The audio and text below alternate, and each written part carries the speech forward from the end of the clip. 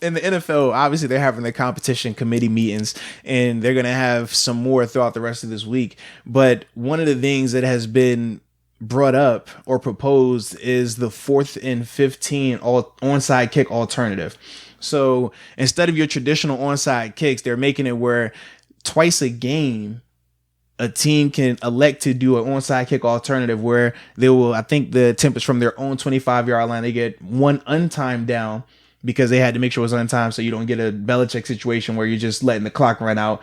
But you'll get one shot at a 4th and 15 if you do get it, then obviously you'll get the ball and retain possession. But if you don't, then the opposing team would get the ball wherever the spot was and going from there.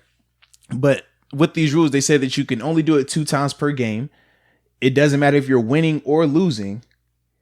They said that they are going to allow it in. No. It's not allowed in overtime. Excuse me. Not allowed in overtime. And then they also said that you can run your kickoff team out there, call a timeout, and then change your mind and put your your offense out there to do the 4th and 15 play. But you cannot have your offense out there and then say, I changed my mind and put the kickoff team out there. So just, what are your thoughts on that? I love it, man. We've talked about it before, and the onside kick percentage has gone down, and it's just become a less and less exciting play in the league. And you're putting your best players out there to make a play. So I go back and I'm looking at the Packers Seahawks NFC Championship game, the one that Rodgers got screwed out of making the Super Bowl, because the Seahawks came back, they made an onside kick, and don't even know what his name is now. He got fired like the next day. Didn't know what his name was then, but he was third, fourth stringer somewhere. But he was on special teams, and it clanged off his chest, and Rodgers missed out on the Super Bowl. So, and that's, I don't know, you could say it's an excuse or not. That definitely is an excuse because Rodgers have 4 quarters to do something. It is what it is. But no, here's my thing. If Russell Wilson came in, it's 4th and 15. Okay. And he scrambles around and makes a play and gets the ball to Doug Baldwin. Okay. And they advance and they end up kicking a field goal or scoring a touchdown. I forget what exactly happened, and they win the game. You're at least feeling good about it. You're like, okay, that was their best player at quarterback, their best receiver going up against the Packers' maybe best defensive pass rusher or best defensive cornerback, and they beat them that way. You lost the game with your best players on the field, both sides. Okay. So I definitely think this is a good rule. It makes it more exciting. Okay. I was thinking 4th and 15 might be a little too close, but this is just nitpicking. Maybe 4th and 17, 4th and 19.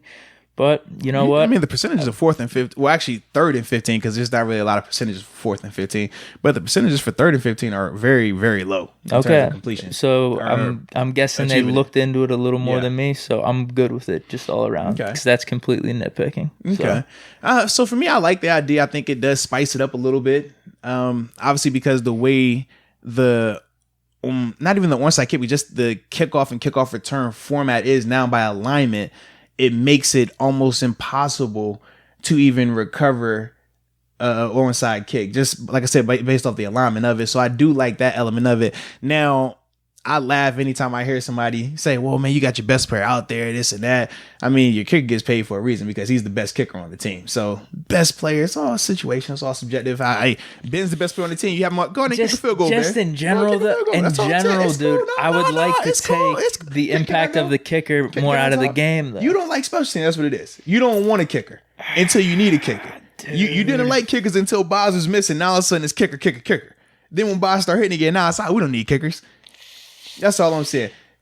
This is my thing. If you are a purist of football like how I am, you enjoy the game. You enjoy the team element of it. You enjoy every part having to work together. That's what makes teams unique. That's what makes Vinatieri, when he was kicking game-winning field goals for the Patriots in the Super Bowl, so special because, hey, this is a team effort. Everybody is holding their weight. It's not just like basketball where one guy can go out here and just, hey, man, you take over, you do it all. No. We all have to play our part. We all have to do a job. That's what makes football the ultimate team sport. Now, if you want to get away from the team element, I think you do lose a little bit of that part with football when you start trying to minimize somebody's role in that regard. And I'm personally not a fan of that. So I do like the fact they're only going to do it 2 times. Only it would allow it for 2 times in a game because I don't want to get away from the pure element of the game, of the team concept, of everybody having to do their job. Because if that's the case, play all your starters out there the whole time. Keep your receivers out there for special teams. No, don't make that face. No, you want your best players out there, right? So have your starters, your starting defense on kickoff coverage team. Have your starting offense on kickoff return team and make it work. I don't want to hear it if you want to go that route. But that's the whole purpose of it being a team. So that's why for me, I personally like having all those guys having to do their job. Okay, but with the whole new rule, 4th and 15, what do you think of that? Just like in a vacuum. Since it's 2 times, if they're only allowing it for 2 times, I'm cool with it. I feel like if you just allow it for any time, then it's going to turn into some backyard football stuff. And I'm not really a fan of that element. I like the integrity of the game. You could do it at the beginning of the game then, huh? Well, I mean, if they're going to just say, oh, man, you can do 4th and 15 whenever you want to instead of kicking it off. I know you're obviously going to be a lot more strategic, so you would use it twice at the end. It's no different than when I mean, you think I was a part of that Steelers team that was very, I guess, progressive when they started doing the 2-point conversion. We weren't even kicking field goals. Remember that. We've played the percentages of, hey, okay, if we go for it, the 2-point conversion, 3 exactly, times. Like the points add up. We're going to be productive in that regard. We're going to win in that regard. So we were already ahead of the time in that regard. So I know if they say, oh yeah, you can do 4th and 15 whenever, they're going to start playing. All right, well, shoot, if we get it 5 out of these 7, 8 times, hey man, that's all these different possessions. It's still in that, and that. And then it goes to something totally different. Then before you know it, there isn't even a special teams element into the game. And now it's just weird football. Watch out with what Belichick does. If he starts using this rule at the beginning of the games or something. He could. He definitely could. Maybe that could be some type of outlier, some type of glitch in the system that he's found. No. I think you have to tread lightly with this because I could tell you 2 situations where it can be bad. If I'm on offense, 4th and 15, hey, receiver, run as far as you can. I'm going to throw the ball straight up in there. You jump into the DB, make contact. Pass interference, we getting the ball. Is that a spot foul now?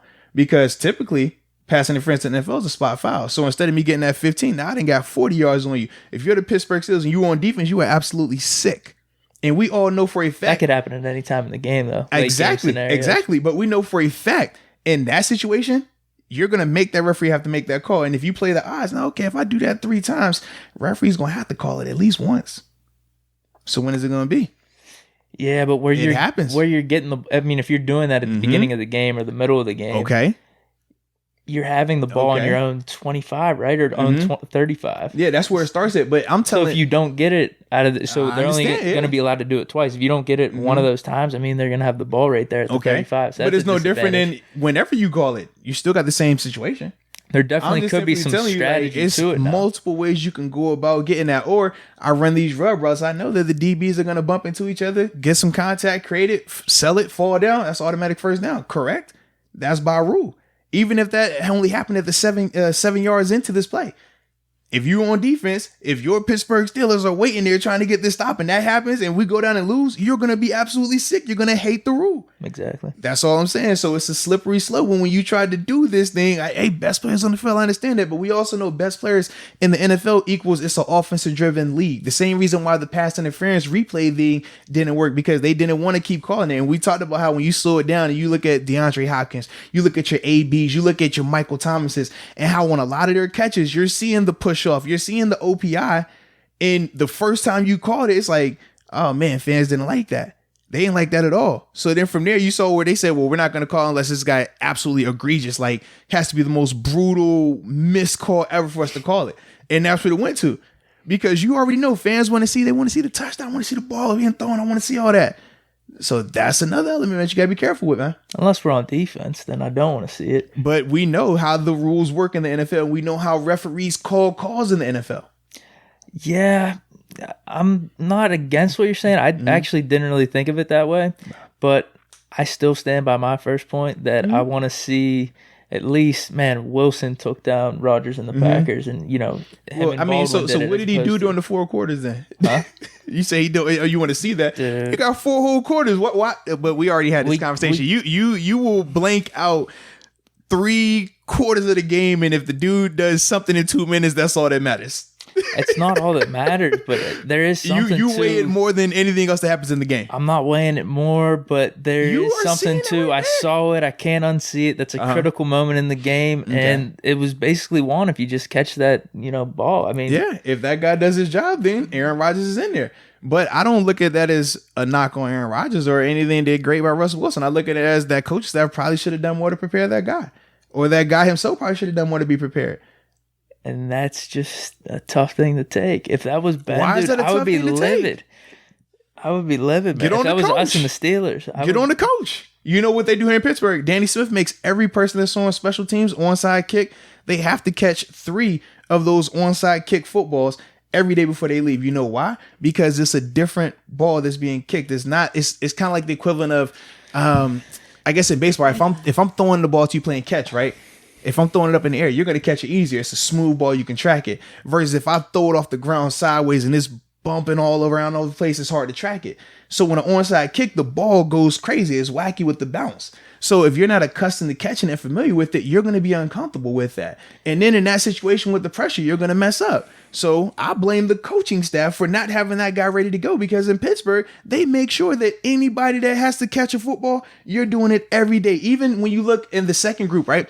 Where, you have this is how they used to do it. Now they're switching it because of the formations that you're allowed to do. But back, I guess, in 2010, 11, remember we used to have like the bigger offensive lineman on kickoff return, right? So you would have them getting together with the wedge and stuff.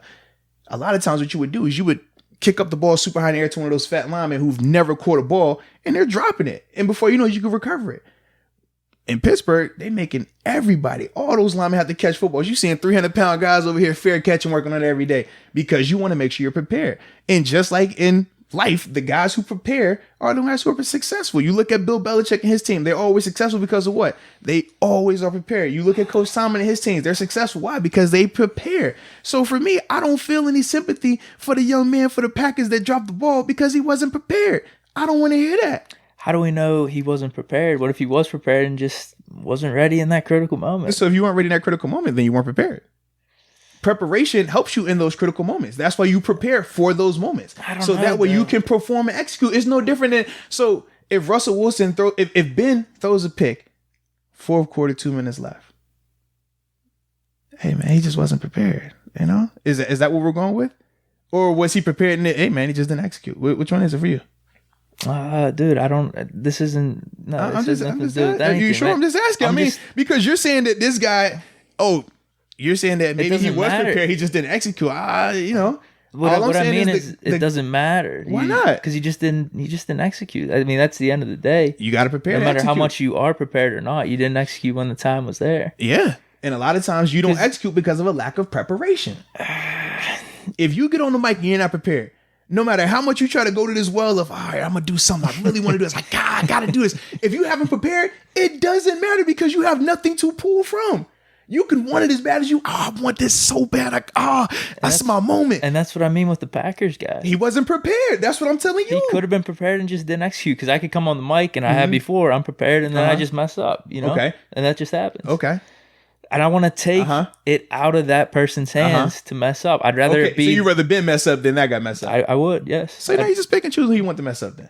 I would rather it be Russell Wilson, Big Ben, one of those guys. At the end of the day, does it really matter when the result is going to be the same? It's hard, dude. Like, if you're talking to Bears fans, Vikings fans, these dudes that have these kickers that come out and miss these chip shot kicks to win the game, and they have really good teams. Invest in the kicker. Dude, that's tough to. It just is what it is. I'm not saying one way is right or wrong, but it's definitely more frustrating than if Ben came out and threw a pick at the end. So you feel that the Bears fans in particular were more frustrated with the kicker missing kicks than Mitch Trubisky throwing interceptions in that game and was absolutely trashing that playoff game? Because I know the game versus the Eagles. Yeah. Where the Bears defense were actually absolutely balling out, carrying that team. You don't think they were just as mad with Mitch Trubisky and that piss poor performance he had as they were with that kicker? It's tough, man.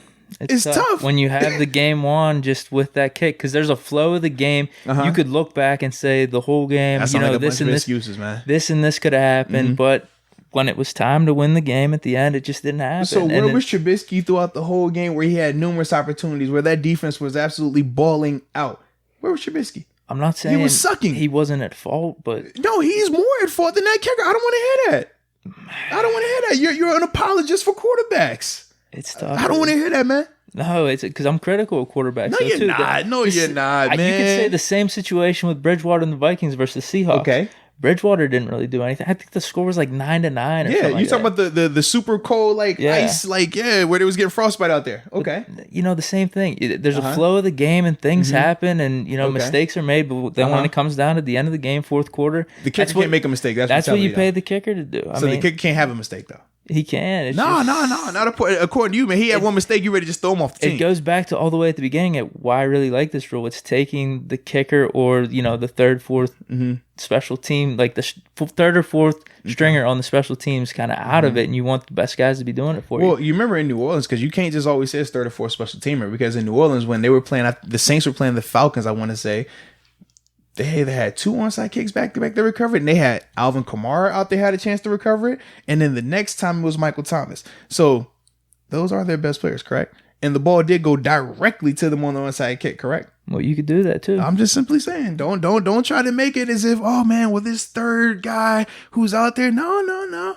Because I know in Pittsburgh we would have AB out there. You've seen Hines Ward out there. You've seen Santonio Holmes out there. You're not putting bums out there if you're smart. So once again, it goes back to what? The coaching. So that's why for me, I'm not about to feel bad about that guy in Green Bay or Mike McCarthy, who was the head coach out there, or whoever the special teams coach was out there. If you want to get it done the right way, do it. Put better people out there. It's simple, man. You don't want to complain about kicking? You think the Ravens complain about their kicker? No, because they've invested in that position. They have one of the best in the game. They did in the Patriots game back in 2012-13, and they missed the Super Bowl because of that. They definitely did. And then what did they do after that? What did they go do after that? I don't remember who. I guess Tucker was the kicker. I don't remember. Okay. And now with Tucker, have they ever complained about the kicking ever since? Not a chance. He did miss the one in the Saints game. Okay, and that was one, and he's been the most accurate kicker and has kicked from the most distance in the NFL. Okay. Yeah. It's good for them, dude. That's all I'm saying, man. It's good for them. You don't want these issues? Hire better people. It's that simple, man. Because if you're Baltimore, you probably pissed because you feel you have a weapon as a special teams person, as your kicker. Yeah. And he definitely is a weapon because I can tell you for a fact. On onsides? On onsides and field goals, we know for a fact, man, when we play the Ravens, if they cross midfield, they're already in scoring range. So it puts a total different level of pressure on you to perform from a defensive standpoint, trying to stop them earlier because you know it's guaranteed points once they cross midfield. That's a weapon. A lot of teams, they got to get to the 35-yard line to get in field goal range. That's not the case with Tucker. If you want that, you go find that. You go spend money on that. Why you think Vinatieri for so long in New England? It was a weapon. Hey, we're going to pay you. You think they franchise tagging kickers for no reason? That's New England was the only team franchise tagging kickers, man. Because they know if I spend money on this guy, he can go out here and ball out. That's guaranteed points as soon as I cross midfield. No matter how good a kicker is, though, dude, you could always miss. And Boswell's perfect. No matter how good a quarterback is, you always throw an interception. And I'd rather go down with that. It's as simple as that than a kicker. Well, I guess to each his own. Yeah, I'd rather go down with the guy who's playing most of the game and has stinking it up the whole game, and then is the leader of the team. Yeah. That's what I'd rather. Now he's the leader of the team. Jeez, you just give him all the accolades now. Okay, all right, cool. Yeah. Quarterback's got to be somewhat of a leader. No, not necessarily, but it's all good. Not necessarily, somewhat. Not necessarily, but okay. Somewhat. Not necessarily, but okay. Somewhat. Not necessarily, but okay. Why not? Because that's not just because you're the quarterback doesn't make you the leader of a team. The leaders of the team are the guys who are just leaders in general. They know how to communicate. They know how to lead. They know how to show people. You're leading an offense, though. I mean, that's what I mean. Somewhat. Okay. There's just a basis to it of leading. Hey, whatever you say, bro. not saying you have to be the greatest. Hey, whatever you say, man. You got it, bro. Yeah, that's all. Yeah. I'd rather go down with quarterback, running back, receiver dropping it or whatever than a kicker missing. It's as simple as that for me. To each his own. That's all I'm saying, man. So it's all you good. Bring up. I like your points that you brought up. You brought up something that actually I probably wouldn't have heard from most people. What? Bringing up the opposite point. I've never really considered the coaching, and then in general how I don't know. There's all these different aspects to it that behind the scenes that everyone's got to take responsibility. So something. Man, that makes too much sense, man. Bump all that. We need to just point fingers. You know what I mean? Just point fingers, kickers fault, man. Just fire all special teams players. But it was that dude's fault. He dropped it. Boom, bro. The dude dropped it. And he wasn't even a kicker, huh? He plays tight end. at the end of the day. I don't know what position he definitely plays tight. I remember him. I don't remember his name. It could have been anything. No, he played tight end. For a fact, he played tight end because they talked about how he was he was either the second string or third string tight end because he played on offense too. And yeah, he dropped twice. I thought he dropped 2 in that game. I don't remember. I want to say he dropped 2 in that game, man, and that was like the big deal about it. Yeah. And then I definitely remember them saying that they cut him like right after that though. There's always got to be a scapegoat. Come on, man. Hey, that's America, right? Hey, whoever we could blame it on. Where's the low hanging fruit? All right, that guy. Yeah, not the 4 quarters that Aaron Rodgers had to perform. Not the 4 quarters that the defense had to perform. Not the 4 quarters that the offense as a whole had to perform. No. That was the reason why they lost right there. That was. It's cool, bro. It isn't the reason, but there is. It is cool, critical moments. I just don't understand. So if that's the case, why do we watch a game for 3.5 hours? Why don't we just play the last 2 minutes of the game and then we'll figure out the winner that way? Why can't it just be that? It's a story, man. No, it's not. Why can't we just do that? If that's gonna count so much, cut the fluff out and let's get right to the meat and potatoes. Nah, it's enjoyable. It's just enjoyable to watch. It is. Okay. How is it not? It's enjoyable. It's a football game. Because for you, man, and it's not just you. I heard from most people. Something happened in the first quarter. Oh, no, it don't matter. Let this happen in the last 30 seconds of the game. Oh, that's the reason. That's why the game lost. You suck. I don't know, dude. Nah, don't say you don't know because we know for a fact. What I mean is yes. Russell Wilson in the third and fourth quarter, there's something to that. There's something really valuable to that. Why don't you just do it in the first 2 minutes of the game, make it a 2-minute game, and then everybody can have all you need to have right there. It's way better doing that than the opposite, I'll tell you that for a fact. Man. Let's just cut the rest of the game off. Dude, there's something to being able to play big in critical moments. Third and fourth quarter. Technically, if you made it a 2-minute game, wouldn't that whole 2 minutes be a critical game? That'd be a whole critical moment, right? What do you mean? I'm just saying, like, you're saying there's something about playing big in those critical moments. I'm not talking about just 2 minutes, but just the ability to be coming back and playing it big in the third and fourth quarters. Whereas other quarterbacks, other players, you'll get a hot start, a lucky start, and then just fade away when the pressure starts mounting. So I'd rather have the opposite. You rather have a slow start at it? No, I'd rather the pressure's there and you step up. That's as simple as that. Okay. I mean, mistakes are going to be made either way, but at least he's not afraid and he's going to play big in those critical moments. That's all. Okay. That's all, man. To each his own, man. I ain't tripping.